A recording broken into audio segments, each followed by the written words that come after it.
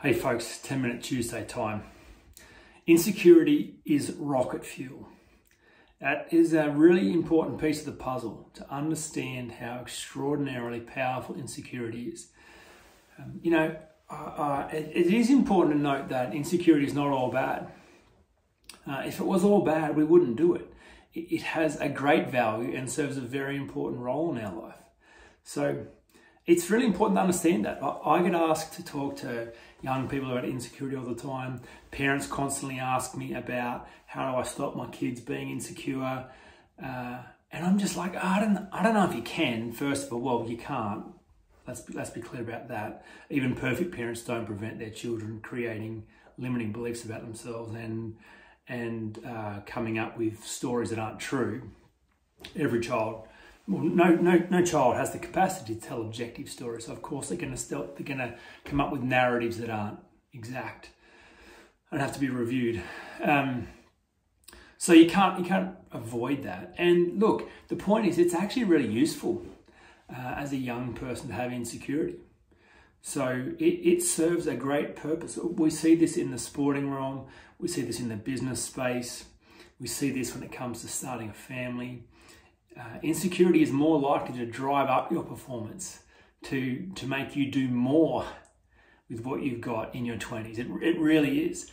If you haven't read the book yet, there's a really important graph in the middle of the book which just shows the fact that the relationship between insecurity and performance. In your 20s, insecurity is rocket fuel. If you're a secure 20-year-old, there's not a lot to prove or defend. It doesn't look like a lot of action. You're more likely to wait your turn, take your time, learn your craft. Doesn't look like much. However, the insecure 20-year-old, the insecure 30-year-old is still driving themselves incredibly hard. I think the point is that insecurity in your 20s, it does provide an incredible sense of meaning and purpose in your life. It gives you something to resist. So there's the sense of fight. That's useful. It gives you something to prove. So I'm sure you've all seen social media posts that say, the best way to get me to do something is to tell me that I can't or I won't. That is how this rocket fuel works. Slight me again. There's an incredible example of this from the Michael Jordan documentary, where he would even make up slights. He would create stories that weren't even true of someone slighting him, just so he could have someone to fight, just so he could prove someone wrong, even when they hadn't even said anything. He understood the rocket fuel. He understood how this worked, and he used it to full effect. Maybe more than any other sportsman in the history of sports, he used insecurity. So look, let's not be under any illusions that this is all bad. It's always more to do with insecurity. It constantly gives you a reason to get out of bed in the morning, a reason to do the next thing and the next thing and the next thing. You can't rest. So it helps you fill your days. It helps you fill your time. It helps you to organize your mind. It helps you to organize your energy. It gives you a point of focus. Proving that you're not bad, proving that you're good, defending yourself against the real or imagined judgment and opinions of others. It gives your life substance. So it also keeps you vigilant for real or imagined threats.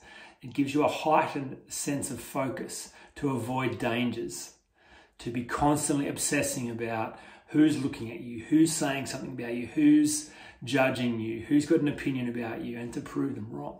So there's an incredible amount of energy and activity that's generated through insecurity. It is a performance-enhancing drug.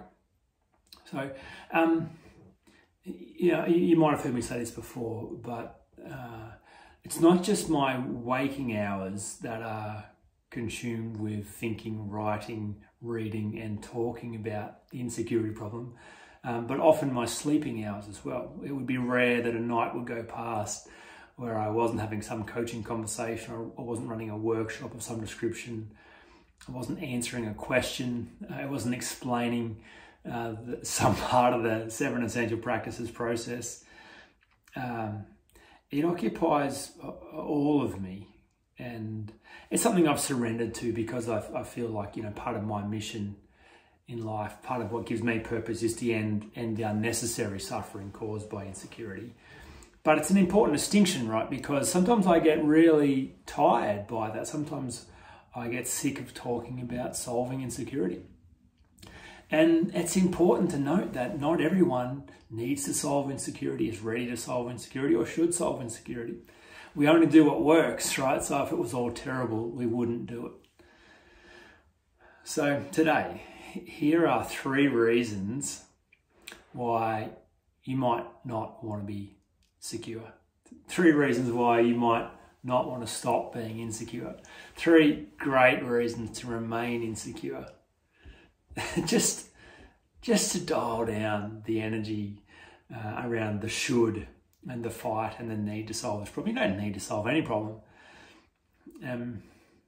First one is that the energy that insecurity provides knows no limits in your 20s and into your 30s. It really doesn't. No only enhances it. So it is an extraordinary enhancer to your action. It multiplies your effort indefinitely, and it doesn't run out. So it's extraordinary. I hear people complain all the time, I can't keep doing this. Insecurity says, rubbish, you can't keep, you have to, what do you mean you can't keep doing this? If you can't keep doing this, then someone will think you're no good, or someone will get above you. You've got to keep pushing and you've got to keep fighting. You can't, what do you mean you can't keep doing this? That's rubbish. So you stop being insecure. What are you going to get for, what's your fuel source going to be then? How are you going to energize your life? How are you going to organize your energy? What will be your point of focus? What will drive you if there's nothing to prove or defend? So yeah, don't let go of insecurity as your fuel source unnecessarily. Might be working really well.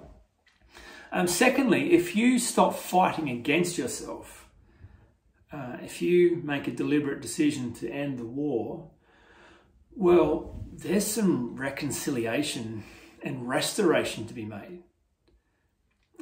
If you actually take stock of all this energy directed against yourself and are honest about the impact of that, you're going to have to make up a lot to yourself. There will be some significant apology and restoration made. And not only that, it will be essential for you to go back and review all the story and all the agreement and all the opinions you've formed about yourself. That's hard work. That's scary work. That means facing your fear rather than running away from it. It is actually far easier to run away than to face up every day of the week. So no one wants to do what's hard. So look, you don't want to stop being insecure, because then you're going to have to do something very difficult. Thirdly, you're going to need a new story to make sense of your life. Like, you got to think about the fact that you need a story to get out of bed. If you don't have some kind of narrative making sense of your life, well, what's the point of anything? So if you jettison this narrative that you are currently living out of, that's organizing you, energizing you, giving you a point of focus, if you let go of that narrative, how are you gonna survive without that story? What will you replace it with?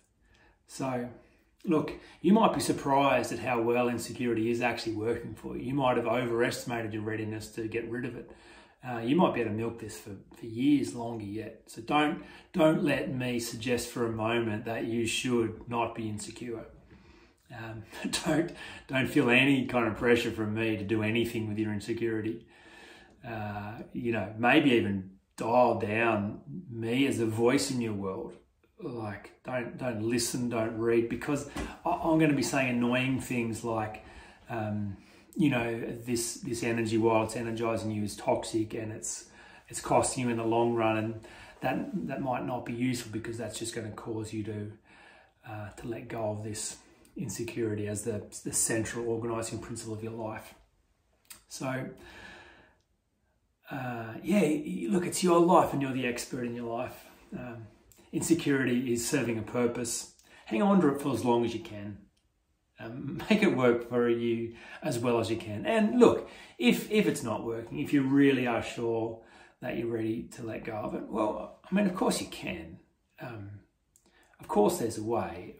That's everything I think about but only for those that are ready, and only if you're sure you're ready. And even then, are you really sure you're ready? That's the thought for the day. We'll leave it there. I'll talk to you again next week.